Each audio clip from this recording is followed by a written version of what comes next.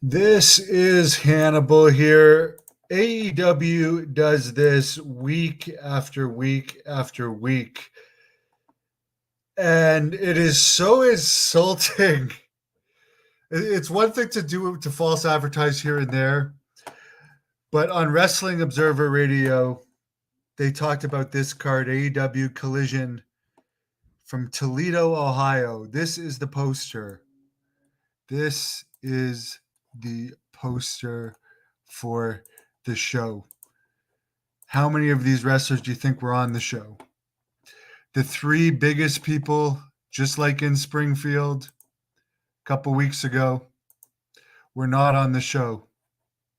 Let me just read you the results and you guys can look at the poster. And again, they're paying these guys a fortune, so I don't know why they're not coming to the TV shows. Darby Allin defeated Johnny TV. The Outrunners defeated the Grizzled Young Veterans. Willow Nightingale, yeah, she's on the poster, defeated Trish Adora. Wheeler Utah defeated Beef by submission. Orange Cassidy and Kyle O'Reilly defeated Araya Davari and Tony Nese. Hologram defeated Action Andretti, Commander, and Nick Wayne. Chris Statlander defeated Zoe Lynn by pinfall. Private Party defeated Top Flight and House of Black. So I don't believe Will Ospreay is on there. Chris Jericho's not on there. Moxley's not on there. The Black and White Girl was not on there. Thunder Rosa was not on there. So why are you doing this? You clearly have the money to pay these people. John Moxley literally, I think he holds the record for the wrestler most advertised for major companies that never ends up appearing. Pro Wrestling Illustrated, I believe, made Moxley in their top 10. How many no-shows did he have this year where he was advertised, but you wouldn't put The Rock in your top 10, who returned on Bad Blood and his ovation was so loud you couldn't hear his music, and actually helped turn the WWE's business around after all the negative for Vince McMahon. Anyways, it's just disgusting, the false advertising. It's completely disgusting.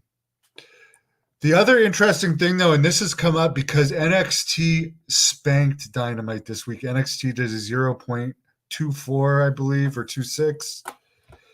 And Dynamite only did a 0.01. And the TV deal for AEW is $150 million plus for the next 3 years, where the NXT TV deal right now is only $34 million. And I believe there's a salary cap of $250,000 for NXT performers, unless they let some WWE guys come down here and there. Whereas AEW, for getting lower ratings, is paying guys millions and millions a year. I've heard that I don't know if it's true, but I've heard Moxley and the Young Bucks might make as much as $6 million a year. We hear that guys like Okada and Ospreay and Mercedes Moné are making $4 million a year as we see business fail. So I mean, Tony Khan, he did a hell of a deal.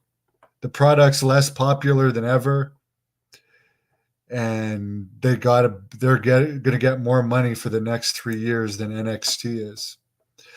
But the whole point of this is just please beware if you're buying a ticket. I mean, I know there was a girl dressed up as Paige for the Ottawa show, or with a Paige sign that actually got on tape, and then she wasn't even on the show. Jericho was advertised for the Ottawa show. Moxley was advertised for the Ottawa show FTR, but this happens week after week.